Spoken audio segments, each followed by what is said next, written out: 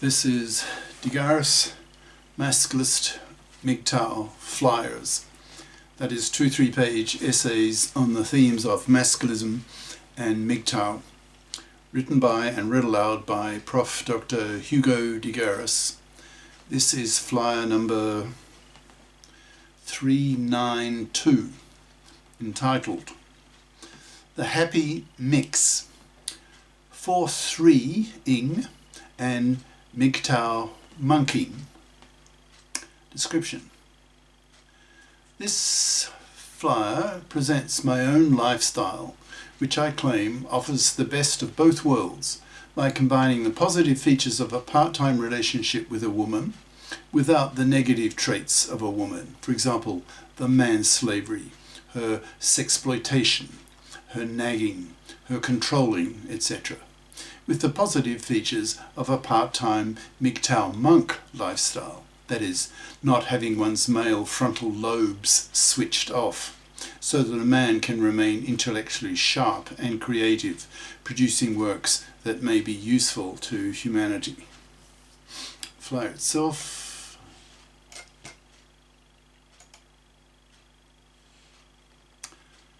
The Happy Mix, 4-3ing and MGTOW monkeying, by Prof. Dr. Hugo de Garis.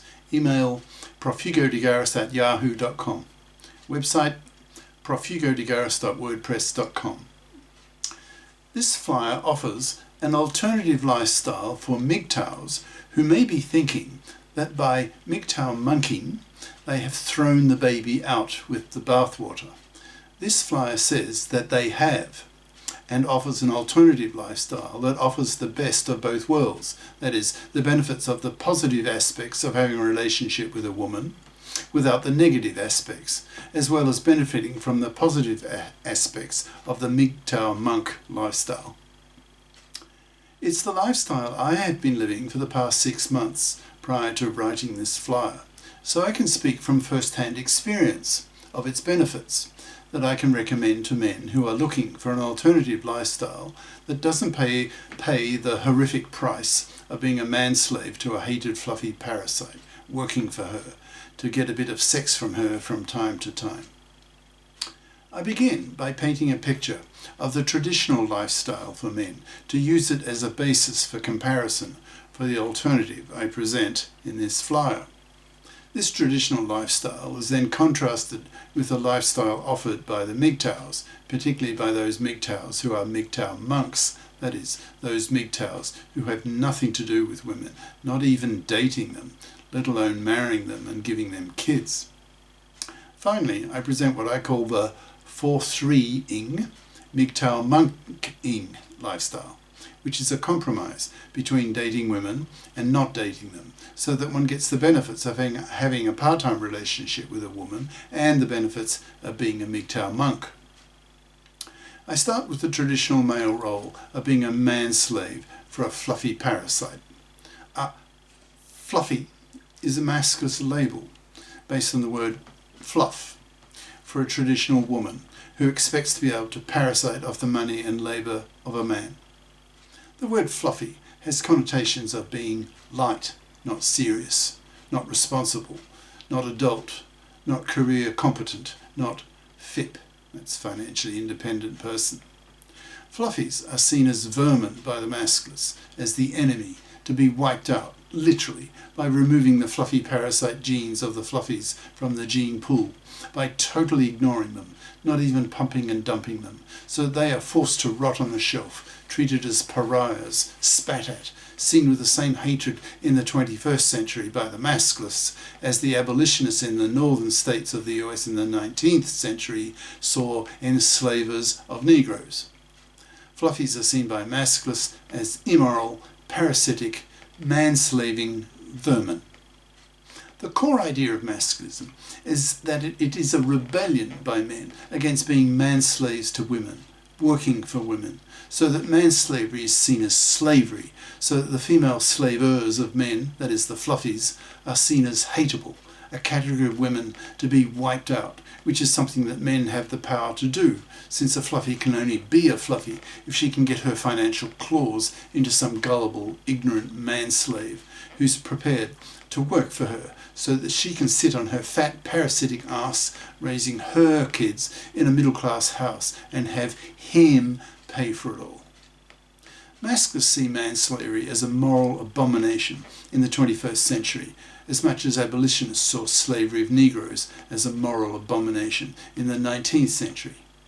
The abolitionists eventually went to war with the southern states in the US in the 1860s to rid the US of the moral scourge of Negro slavery. Masculists are out to rid the world of manslavery, a much bigger problem, since in the US in the 1860s the Negro slaves were less than 10% of the US population, whereas in the 21st century the number of men who are manslaves to fluffies is in the billions, a hugely larger problem, and one which the Masculists see as one of the most important problems of our current century, along with those other major historical problems such as global warming, nuclear holocaust, the threat of the rise of massively intelligent machines, etc. However, manslavery made sense a century ago. The rise of the Industrial Revolution, the creation of the steam engine and the factory system forced the creation of the nuclear family, so that the new two-generational family unit was much more mobile to follow the jobs when factories went regularly bankrupt, so that breadwinning fathers had to uproot themselves regularly to seek employment when their current jobs disappeared due to bankruptcy, getting fired, etc. Modern medicine of the 19th century, based on science, meant that more children survived, and without modern contraception, mothers often had a dozen kids, more than half of whom survived, so that mothering was a full-time job. So it was simply practical and pragmatic that the job of earning the living for the family fell onto the father, who, working outside the home where the children were being raised by the mother. The sole responsibility for earning the money that kept the nuclear family alive fell on the shoulders of the father, the husband, so that boys were socialized by the previous generation to be tough, resilient, to be able to bounce back the following day after being fired or laid off, so that the family did not starve to death, or the mother forced into prostitution, as millions of women were in a historical era in which there was no welfare state, no unemployment insurance, no health insurance, in brackets, that the US still does not have, the only industrialized nation in the world that does not have it, a freak nation, close brackets, no worker parties, etc. For many generations, the nuclear family, the housewife mother role of the woman and the breadwinner father role of the man, was the unquestioned norm. It simply made pragmatic sense, so it was taken up and unquestioned. Billions of people lived these gender roles and did not question their sense. Then came a major revolution, the male invention of the contraceptive pill, which gave women for the first time in human history a reliable form of contraception, enabling women to choose the number of kids they wanted to have in their lifetimes. They chose to have, in most cases, 0, 1 or 2. So that, thanks to the male invention of modern medicine, household gadgets, higher education, modern science-based medicine, etc., women were given by men a career window of some half a century, even for a woman who had her 2 kids to replace herself and her husband in the following generation. The rise of the pill created the feminist movement, since once millions of women, especially upper middle class, university educated women, had had their 2 kids, what would they do with their lives?